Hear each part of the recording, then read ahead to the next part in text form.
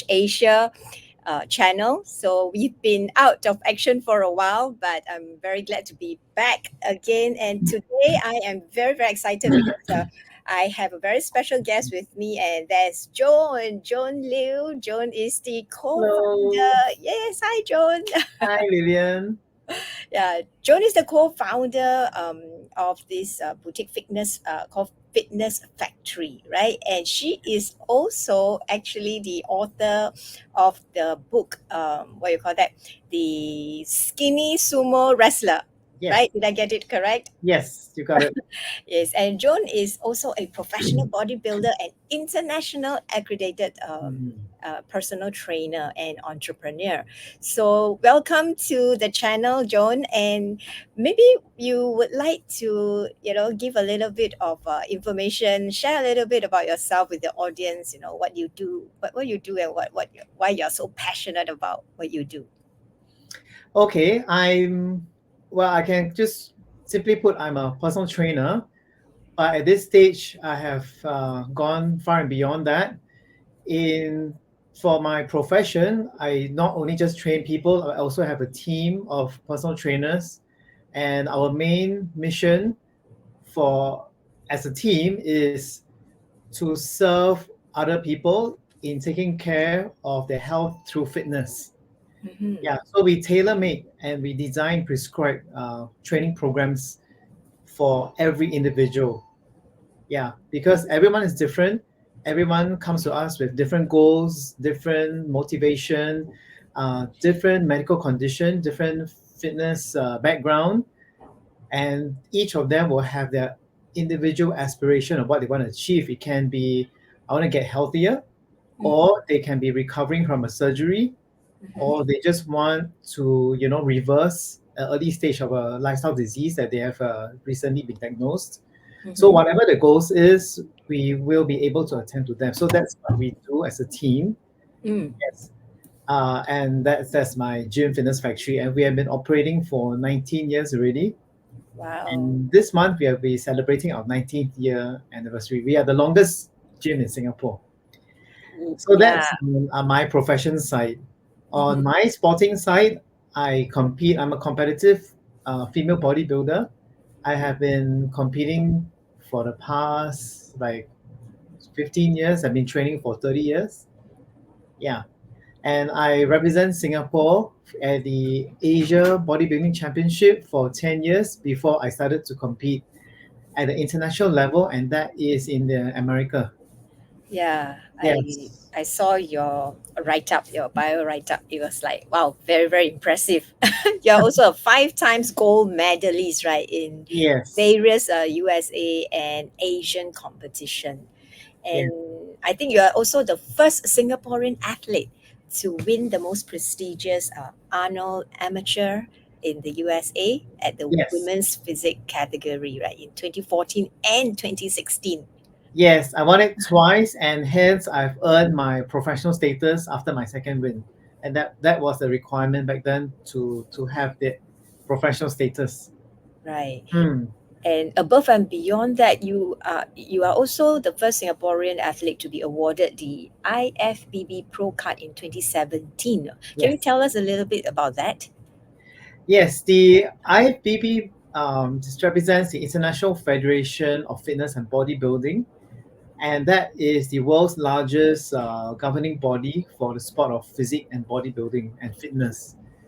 And they were the ones who will, grant the professional status, and that is identified by the term the pro card. So we will, as athletes, will have to earn it. So back then, when I was competing in the quest for this professional status, the requirements were very, very strict. So at that time, the only platform that foreigners are able to compete and to earn that pro card is through the Arnold Classic, which is, normally you do it in the US or in Brazil, or sometimes in Europe, they do hold it at that time. But now, of course, in the current landscape, things have changed a little bit. Yes, but then that was then. Yes. Wow, that's very, very impressive. Yeah, and I also know that you serve as a judge to several local and international bodybuilding competitions, right?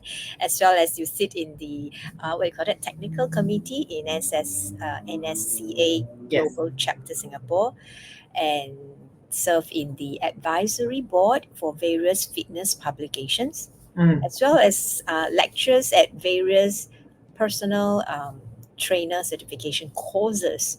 yeah. Wow. Yeah. How do you juggle with so many things?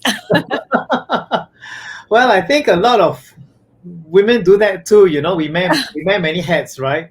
Likewise for yourself. You're all very busy and keeping. Well, it's just a passion. I think I've just discovered the passion when I was since very young.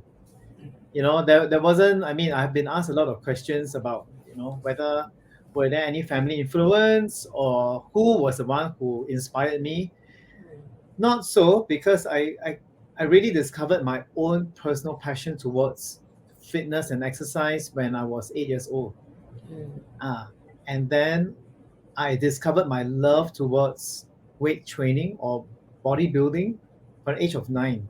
mhm, But at that time, 30 years ago, gym was not common at all in Singapore.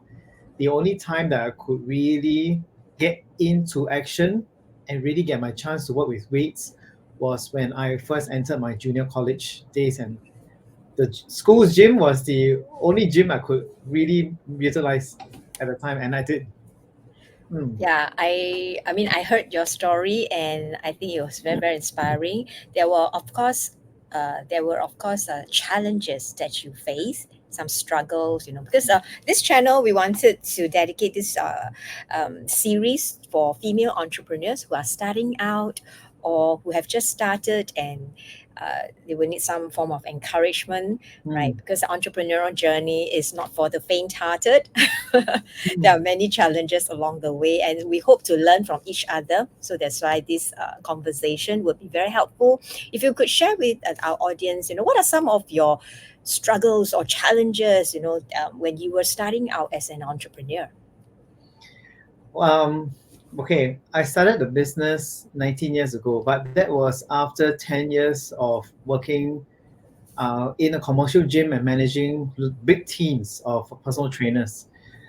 So the commercial gym, okay, the fitness industry was, I mean, it really came into a boom in Singapore about in the late 90s, in 1998 to be specific, where we saw the opening of the biggest commercial gym in Singapore, and I worked with them for 10 years.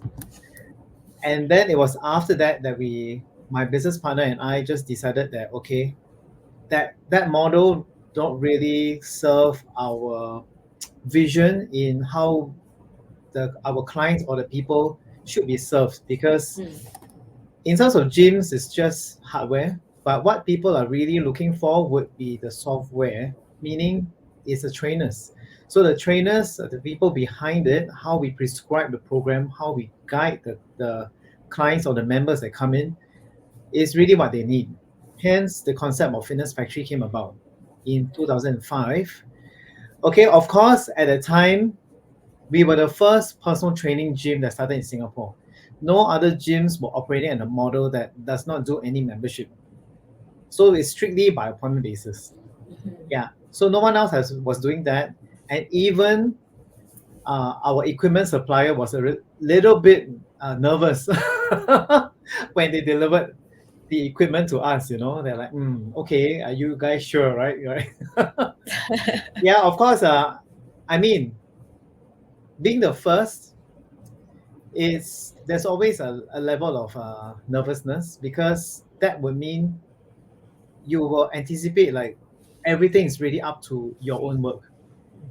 Yeah, you really there's no other way but to just swim. So right now you're being thrown into the ocean, and it's either you drown or you just swim to survive, right?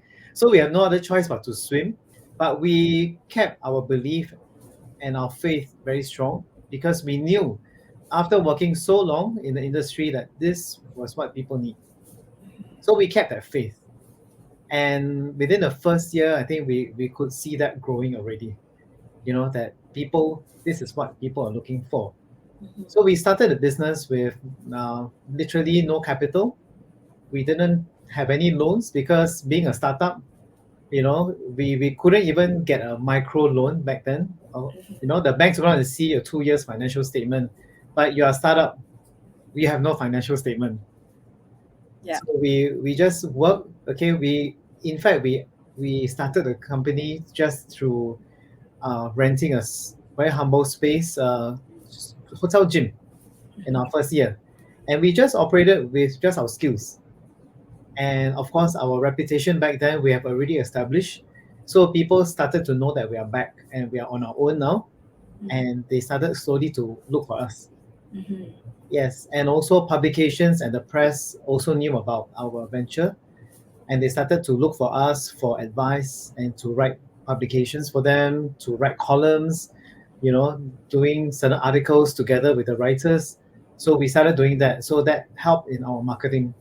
Right. Yes. So I think what's important is to have faith, and you need to know what you are providing for the market, and you need to really work very hard and be prepared, because the first 6 months it was literally without any salary, to be honest. Mm. Hmm. Wow. So Yeah. you started, you just like you mentioned, you started without any Yeah. capital, Nothing. without any capital. Yeah. Yes. And what I'm hearing is that, but you do have the support from your suppliers, right? The equipment suppliers, In a even way, though but with a lot of yes, they were quite hesitant. I mean, we ordered, so within the first year we started with nothing. So then our client base started to build up, and we worked very hard, we saved up, and we managed to find our first facility in Boat Quay in our second year of operation. So we moved in, okay, and that was when the equipment we started to order. We paid everything in cash because, again, during that time there was no equipment leasing, and no one would rent any equipment. And we also believe that equipment is really important, so that's no compromise. We ordered and we bought the best, and we indented from US direct import. wow. And yeah, it takes about 3 months to come in. And after it come in, then of course the suppliers were a little bit nervous lah, that we started with this, because it's huge capital outlay. It was really our hard work. Not only we work without any salary for 6 months, right? But whatever we work and we save very hard, we put it back into the business to acquire all these equipment. Yeah, because we can't be being stingy on equipment. We cannot. We have to invest in the best. Mm. I think Yes, that's like a quite a fundamental and essential equipment of course. that you need to operate in this business. Yeah. Yes.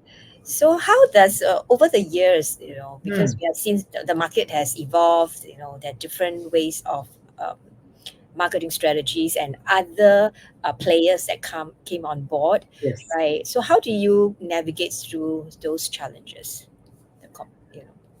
Yeah. Yeah, competition. Yeah, the landscape changed quite significantly over the years. So since there have been a lot of gyms now compared to 15 years ago, definitely. But again, reputation is important.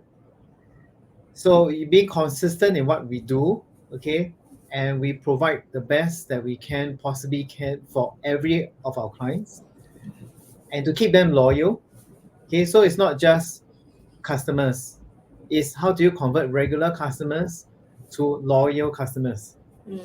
where they will not see anywhere else, but they will just only come to you, and then to focus on word of mouth. But right now, with with the social media and all these, then we have to change with the time and start to adapt and be more active on social media and trying to find new ways to do our marketing, having someone in our team to also support us in that.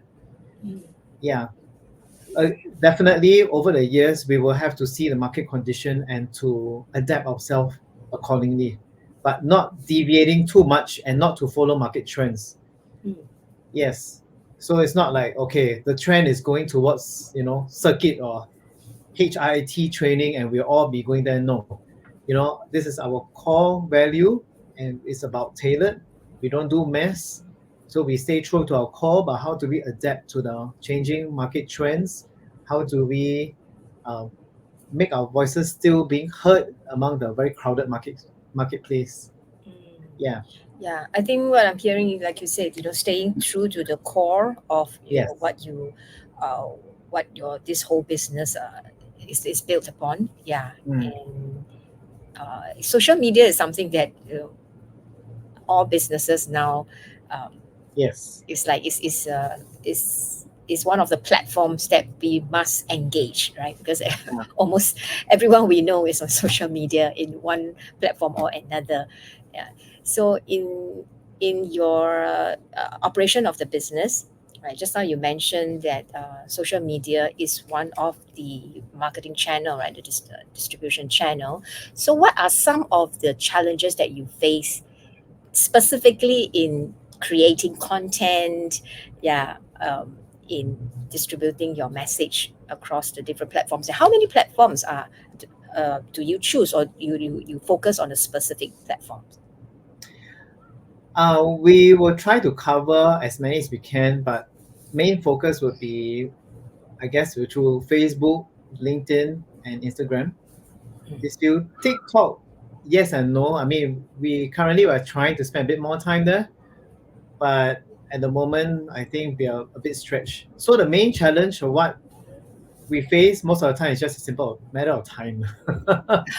Because being, running a business, we as like most of the women entrepreneurs and people who are starting out, especially, you're just doing too many things, right? So time is being stretched. We only have 24 hours a day. So the best is like, you need time to put aside time to create content. You need time to plan, to write, to edit, things like that.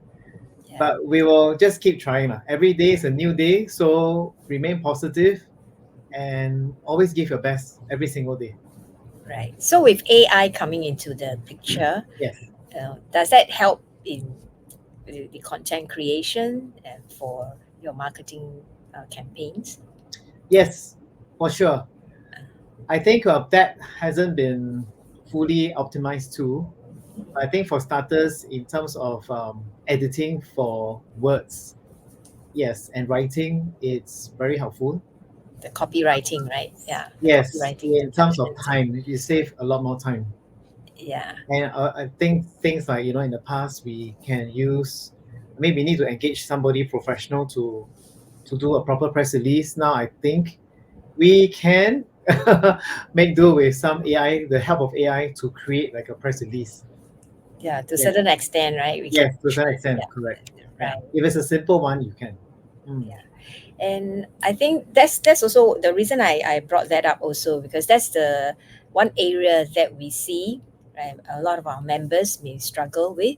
So which is why we are also continuously looking for community partners to equip our members to have this skill set and support system available. Yeah. Mm. So yeah, I mean AI is a wonderful um, support system that we can accelerate and be more efficient in maximizing our time. Yeah, Right. just It's, coming it's out with more, that's content. right. Yeah, Yeah. you need to really think through and all that. Yeah, I think it's more so to using it for time efficiency and not to replace. I don't think we should be relying completely on AI, because ultimately the tonality and all is different. So they yeah, will not speak the same language as what you would be speaking to your customers, right? So you will need to be very mindful of how we use AI. yeah, yes. And I think personal touch, people still wants personal touch, personal Mm. relationship. Yeah, the engagement. Yeah, I think it's still something that is very important in any business, right? Yeah. Because Yeah. I personally doesn't want to be entertained by AI all the time. Yes. Correct. Correct. Yeah. Yes. Right. So, one more question. Maybe two more question for you. I'm interested about your mindset and your belief system. To keep you going. To keep you staying in the game, because like your industry is a very personal what you call it trait, right? Because you need to Mm. engage the client face to face, or ideally face to face, right? I know you Mm. can do it virtually, but ideally it's still face to face. What are some of the belief system or mindset that you need to have to overcome, you know, these challenges on the long haul? Mm, Having the growth mindset to begin with is important. It's very important to be uncomfortable at being comfortable. Yeah, because if once you are being comfortable where you are, then that's where complacency will set in, and that's where trouble will start. Because then you'll find that in years to come you'll be way behind and you can't catch up with the rest. So having the growth mindset and always thinking how you can improve yourself in your skills, in what you're doing, can this be better? So the way I train people, be it with my own clients or with how I manage my team, I will always reflect on what's it that I can do better in this Mm, situation, or if this client's case, his condition that he's facing, and his training, what's his responses like? How can I do better so mm, that he will get better faster? mm, So the mm, growth mindset in everything that you do is number one key, mm, right? And then of course to persevere and being consistent in what you do. mm, Yeah, the perseverance, because things can get rough.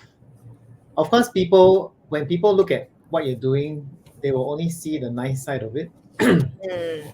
Everybody else will not be able to see how much sweat and time and sleepless nights that you have put behind, right? Yeah. And in fact, success is it happens because of the multiple failures that you have encountered to achieve that Mm, success. So having the perseverance when things get rough, it can be very tiring. For this nature of job that I'm in, it can be very physically demanding. mm. Yeah. Simply because people will want to exercise or they come and look for you outside the working hours, which means Right. it's either before or after office hours. Mm, So for our nature of job is naturally, is unusual working hours. That's one to begin with, even longer than retail business. Yeah, at yeah. times. Okay, and then having the patience to go on, and not to, oh, I want to earn a lot of money in a short time, that kind of thing. Always put passion first before money. Mhm. Yeah, the money will come, but I will always share my team. People follow their dream, and the money will just come. Yes. Right. Yeah. And I mean, yeah, having a growth mindset, having the patience and the perseverance and resilience, right, to Yes. stay in the game.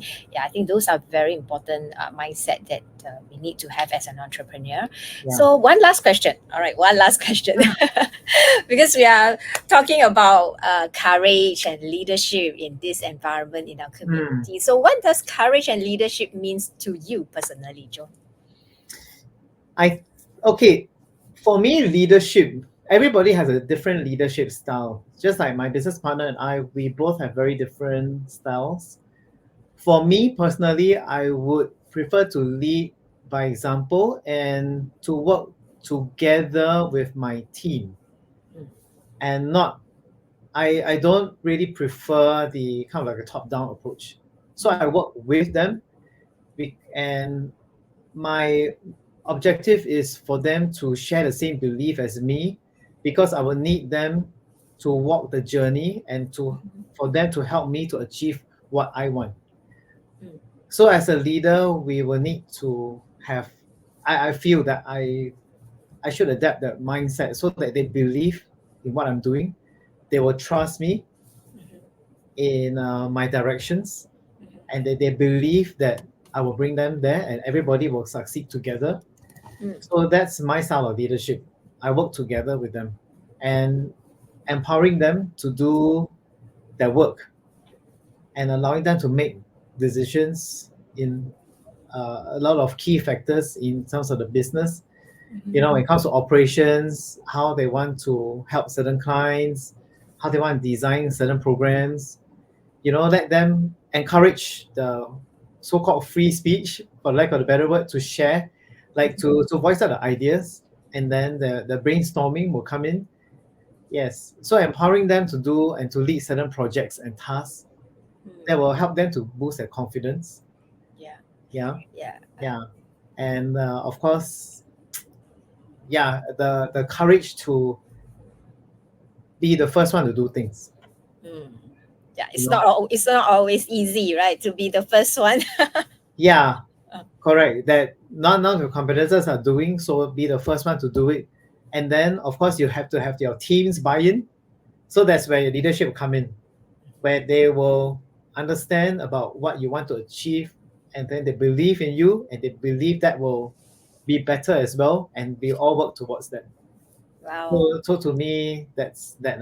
So that means having that growth mindset as we talk about, Mm, and being very open-minded for changes and for learning. mm, Yeah. So we as leaders ourselves, we also have to be open for learning mhm. and be a student Yeah, and to I see, agree. there's always also, looking at competitors is not just by, oh, I want to beat everyone, I want to be number one. There in business there's no number one, right? There's no winner. It's like, what Simon Sinek always says is the infinite game. Mhm. It's just how long can you last in this game?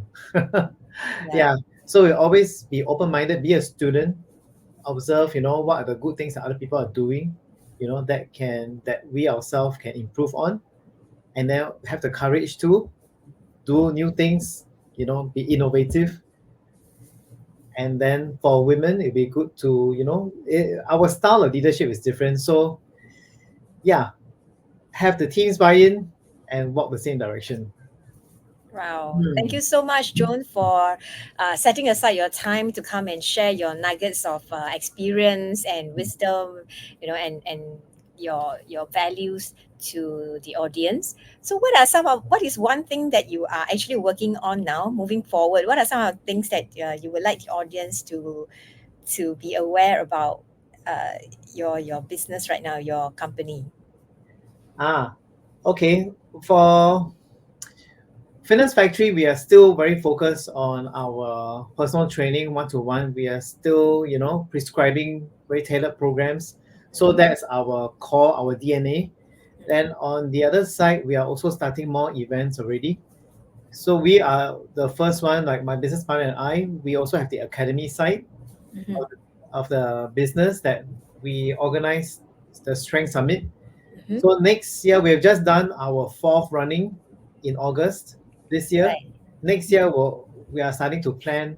And next year, we are also planning another event, which Singapore will see two very famous international bodybuilders from USA coming in Wow. as guests in Singapore. So there'll be these two main events that's taking place. Yeah. Wow. I Mm. think, yeah, something exciting planned ahead. So, for those of you who want to find out more about Joan's fitness programs, go to fitness.com, right? Fitness Factory, sorry, fitnessfactory.com.sg. All Yes. right, that's fitnessfactory.com.sg. And they can also connect with you via just now you mentioned Facebook, Instagram, as well as LinkedIn, Yes. right? Yes. You can look Awesome. for me on these platforms.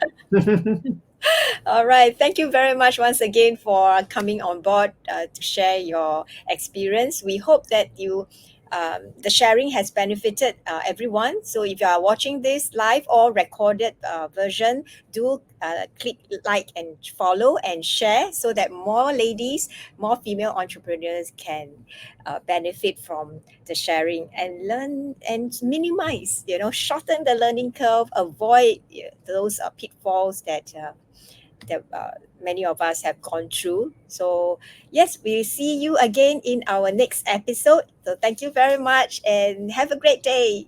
Bye bye. Thanks Bye. for having me. Bye, William. Yeah, Thank thank you. you.